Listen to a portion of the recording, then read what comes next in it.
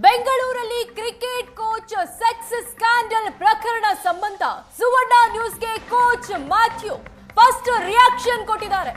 ವಿಡಿಯೋದಲ್ಲಿರೋ ನಾನಲ್ಲ, AI video ಅಂತ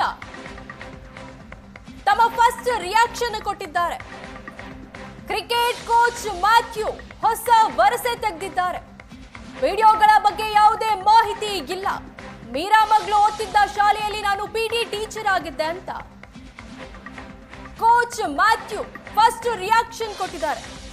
ನಾನು ಮೀರಾ ಮದುವೆ ಆಗಿದ್ದು ನಿಜ, ಒಟ್ಟಿಗೆ ಇದ್ದಿದ್ದು ನಿಜ, ಯಾವುದೇ ವಿಡಿಯೋ ವಿಚಾರ ನನಗೆ ಗೊತ್ತಿಲ್ಲ ಅಂತ ಏಷ್ಯಾನೆಟ್ ಸುವರ್ಣ ನ್ಯೂಸ್ಗೆ ಕೋಚ್ ಮ್ಯಾಥ್ಯೂ ತಮ್ಮ ಫಸ್ಟ್ ರಿಯಾಕ್ಷನ್ ಅನ್ನು ಕೊಟ್ಟಿದ್ದಾರೆ.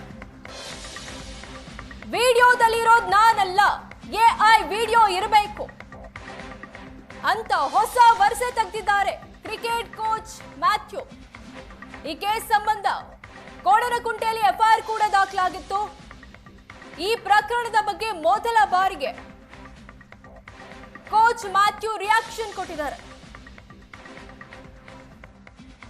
ಕುಂಟೆಯಲ್ಲಿ ಏನು ಎಫ್ಐಆರ್ ದಾಖಲಾಗಿತ್ತು, ಮಹಿಳೆ ಮೇಲೆ ಅತ್ಯಾಚಾರ ಮಾಡಿ ಒಂದು ಕನ್ಸೀವ್ ಮಾಡಿ ನನಗೆ ಮೋಸ ಮಾಡ್ದ ಅಂತ ಆ ಮಹಿಳೆ ಒಂದು ದೂರನ್ನ ಕೊಟ್ಟಿರುವಂಥದ್ದು. ಇದೀಗ ಕೋಣನಕುಂಟೆಯಲ್ಲಿ ಎಫ್ಐಆರ್ ಕೂಡ ದಾಖಲಾಗಿದೆ. ಇದ್ರ ಬಗ್ಗೆ ಮಾತಾಡೋದಕ್ಕೆ ಆಕೆ ಏನು ಆರೋಪ ಮಾಡ್ತಾ ಇದ್ದಾರೆ ಮ್ಯಾಥ್ಯೂ ಅನ್ನೋರ ಮೇಲೆ, ಅವರು ಕೂಡ ನಮ್ಮ ಜೊತೆ ಇದ್ದಾರೆ. ಅವ್ರ ವರ್ಷನೂ ಕೂಡ ಕೇಳೋಣ. ಸರ್, ಮೊದಲಿಗೆ ಕೋಣನಕುಂಟೆಯಲ್ಲಿ ನಿಮ್ಮ ವಿರುದ್ಧ ಎಫ್ಐಆರ್ ದಾಖಲಾಗಿದೆ, ಇದ್ರ ಬಗ್ಗೆ ನಿಮ್ಮ ಫಸ್ಟ್ ರಿಯಾಕ್ಷನ್ ಏನು? Sir, first of all reality ನೀವು ತಿಳ್ಕೊಬೇಕು. ಮದುವೆ ಆಗಿರೋದಂತೂ ನಿಜಾನೇ, ಪ್ರಿನ್ಸಿಪಲ್ ಫಾದರು. ಸೊ ಏನಾಗಿದೆ ಅಂತ ಆ ಟೈಮಲ್ಲಿ ಈ ಲೇಡಿ ಎಲ್ಲರೂ ಹೋಗ್ಮೇಲೆ ನನ್ನ ಹತ್ರ ಅಪ್ರೋಚ್ ಆದರು. ಅವ್ರ ಮಗಳ ಜೊತೆನೇ ನನ್ನ ಮುಂದೆ ಬಂದು ನಿಂತ್ಕೊಂಡ್ಬಿಟ್ಟು, ಸರ್ ಈ ಥರ ನನ್ನ ಮಗಳು ECAಯಲ್ಲಿದ್ದಾರೆ, ಅದಕ್ಕೆ ನಮಗೆ ರ್ಯಾಕೆಟ್ ಬೇಕು ಅಂದರು. ರ್ಯಾಕೆಟ್ ಬೇಕು ಅಂದಾಗ, ಮೇಡಮ್ ಒಂದು ಕೆಲಸ ಮಾಡಿ ಡೆಕ್ಕತ್ಲಾನ್ ಪಕ್ಕದಲ್ಲಿದೆ, ಅಲ್ಲಿ ಹೋಗಿ ನೀವು ತೊಗೊಬೋದು, ಇಲ್ಲಾಂದರೆ ನೀವು ಬೇರೆ ಸ್ಪೋರ್ಟ್ಸ್ ಅಂಗಡಿಯಲ್ಲಿ ತೊಗೊಬೋದು ಅಂತ ಹೇಳಿದೆ. ಇಷ್ಟೇ ಕಾನ್ವರ್ಸೇಷನ್ ಆಗಿದ್ದು. ಸೆಕ್ಟ್ ನನ್ನ ಪರ್ಚೇಸ್ ಶುರು ಆಗಿದ್ದೆ ಸ್ಕೂಲಿಂದ. ನನ್ನ ನಂಬರ್ ಅವರೇ ತೊಗೊಂಡ್ರು. ಲೇಡಿ ಬಂದ್ಬಿಟ್ಟು ನಂಬರ್ ತೊಗೊಂಡೋಗ್ಮೇಲೆ ನನಗೆ ಹಾಯ್ ಅಂತ ಮೆಸೇಜ್ ಹಾಕಿದ್ರು. ನಾನು ಯಾರು ಅಂತ ಯೂಶ್ವಲಿ ಸೇವ್ ಮಾಡಿಲ್ಲ ನಂಬರು. ಹಾಯ್ ಅಂತ ಮೆಸೇಜ್ ಮಾಡಿದ್ಮೇಲೆ ನಾನು ಹಾಯ್ ಅಂತ ಹೇಳಿದೆ. ಹೂ ಇಸ್ ದಿಸ್ ಅಂತ ಹಾಕಿದೆ. ಇಟ್ಸ್ ಮೀ ಮೀರಾ ಅಂತ ಹಾಕಿದ್ಲು. ಟೆಲ್ ಮೀ ಮೇಡಮ್ ಅಂದೆ. ಆವಾಗಲೂ ರೆಸ್ಪೆಕ್ಟ್ಫುಲ್ ಆಗಿ ಮೆಸೇಜ್ ಕಳಿಸ್ತಾ ಇದೆ.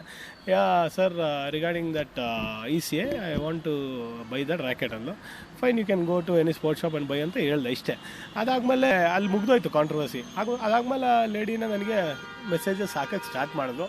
ಆಮೇಲೆ ಅವ್ರದ್ದು ಪರ್ಸ್ನಲ್ ಫ್ಯಾಮ್ಲಿದು, ವಿನೋದ್ ಮತ್ತು ಮೀರಾದು ಪರ್ಸ್ನಲ್ ಥಿಂಗ್ಸ್ ಎಲ್ಲ ಮಾತಾಡೋಕ್ಕೆ ಸ್ಟಾರ್ಟ್ ಮಾಡಿದ್ರು. ನಾನು ಹೇಳಿದೆ, ಮೇಡಮ್ ಇದೆಲ್ಲ ನನಗೆ ಯಾಕೆ ಶೇರ್ ಮಾಡ್ತೀರಾ? It's none of my business. Personal ಯಾರಿಗೂ ರೈಟ್ಸ್ ಇಲ್ಲ ಹೋಗಿ ಇಂಟರ್ಫಿಯರ್ ಹಾಕಿ.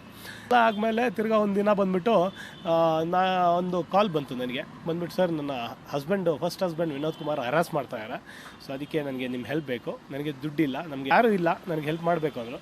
ನಾನು ಯೂಶ್ವಲಿ ಹೆಲ್ಪ್ ಅಂದರೆ ಯಾವ ರೀತಿ ಅವರು ಹೆಲ್ಪನ್ನು ಕೇಳ್ಕೊಂಬಂದಿದ್ದು? ಇಬ್ಬರು ಲೀವಿಂಗ್ ಟುಗೆದರ್ ಇದ್ರೆ ಮದುವೆ ಆಗಿದ್ರ ಹೇಗೆ ಅಂತ? ಫಸ್ಟು ದುಡ್ಡು ಕೇಳಿದ್ರು, ಒಂದು 2000 ರುಪೀಸ್ ಕೇಳಿದ್ರು. ನನ್ನ ಹತ್ರ ಇಲ್ಲ ಮೇಡಮ್ ಅಂದರೆ. ಈ 2000 ರುಪೀಸು ಕೊಟ್ಟಿಲ್ಲವೇ ನನಗೆ ಫೋನ್ ಮಾಡಿಬಿಟ್ಟು, ನಾನು ಸಾಯ್ತೀನಿ ಸರ್, ನನಗೆ ಜೀವನ ಜಿಗುಪ್ಸೆ ಆಗಿಬಿಟ್ಟಿದೆ, ನಾನು ಸತ್ತೋಗ್ಬಿಡ್ತೀನಿ. ಫಸ್ಟ್ ಹಸ್ಬೆಂಡ್ ಸಿಕ್ಕಾಪಟ್ಟೆ ಊಟ ಇಟ್ಬಿಟ್ಟು ಊಟ ತಿನ್ನೋ ಟೈಮಲ್ಲಿ ಹೊಡಿತಾ ಇದ್ದ ಮಗಳ ಮುಂದೆ, ಇದೆಲ್ಲ ಹೇಳ್ತಾಯಿದ್ರು. ಸರ್, ಈ ಥರ ಹರಾಸ್ ಮಾಡಿಬಿಟ್ಟಿದ್ದಾರೆ, ನನಗೆ 1 ಮಿನಿಟು ಮನೇಲಿ ಇರೋಕ್ಕಾಗಲ್ಲ, ನಾನು ಎಲ್ಲರೂ ಸತ್ತೋಗ್ಬಿಡ್ತೀನಿ ಅಂದರು. ನಾನು ಹೇಳಿದೆ, ಮೇಡಮ್ ಮಾತಾಡಿ ಪರಿಹಾರ ಮಾಡ್ಕೊಬೋದು, ನೀವು ಅದನ್ನು ಬಿಟ್ಬಿಟ್ಟು ಸತ್ತೋಗೋದಂತೂ ಅದೊಂದು ಪರಿಹಾರ ಅಲ್ಲ ಅಂದೆ. ನನಗೆ ಸಪ್ರೇಟಾಗಿ ರೂಮ್ ತಕ್ಕೊಡಿ ಅಂದರು. ನಾನು ಹೇಳಿದೆ, ರೂಮ್ ತಕ್ಕೊಡ್ತೀನಿ, ತೊಂದರೆ ಏನಿಲ್ಲ, ಬಟ್ ನೀವು ಒಬ್ಬರೇ ಇರಬೇಕು ಅಂತ ಹೇಳಿದೆ. ನಾನು ಇವ್ರ ಜೊತೆ ಇರ್ತಾಯಿದ್ದೆ, ಇಲ್ಲ ಅಂತಲ್ಲ, ಇರೋದು ರಿಯಾಲಿಟಿ ಹೇಳಬೇಕು, ಸಪೋರ್ಟ್ ಮಾಡ್ತಾಯಿದ್ದೆ. ಫಿಸಿಕಲಿ ನಂದು ಅವ್ರದ್ದು ಏನೂ ಇರಲಿಲ್ಲ ಆವಾಗ ತನಕ. ನೀವೇ ನನ್ನನ್ನು ಮದುವೆ ಮಾಡ್ಕೊಬೋದಲ್ಲ ಅಂತ ಹೇಳಿದ್ರು. ನಾನು ಸರ್ಪ್ರೈಸು ಶಾಕ್ ಆಗಿಬಿಟ್ಟೆ. ಆಮೇಲೆ ನಾನು ಮೊಬೈಲಲ್ಲಿ ವೀಡಿಯೋ ನೋಡೋದಂತಲ್ಲ, ಫಸ್ಟ್ ಆಫ್ ಆಲ್ ಆ ಮೊಬೈಲ್ ನಂದಲ್ಲ. ಯಾಕಂದರೆ ಒಂದು ಪ್ರೂವ್ ಮಾಡಬೇಕು. ಫಸ್ಟ್ ಆಫ್ ಆಲ್ ನನ್ನ ಹತ್ರ ಇರೋದು ಒಂದೇ ಮೊಬೈಲು. ವಿಡಿಯೋ ತೋರಿಸಿದ್ರು. ಇವಾಗಿರೋ ಟೆಕ್ನಾಲಜಿಯಲ್ಲಿ AI, ChatGPT ಇದೆಲ್ಲ ಇದೆ, ಸೊ ಹಂಗೂ ಮಾಡಿಸಿರ್ಬೋದು. ಸೊ ಅದ್ರ ಬಗ್ಗೆ ನನಗೆ ಮಾಹಿತಿ ಇಲ್ಲ.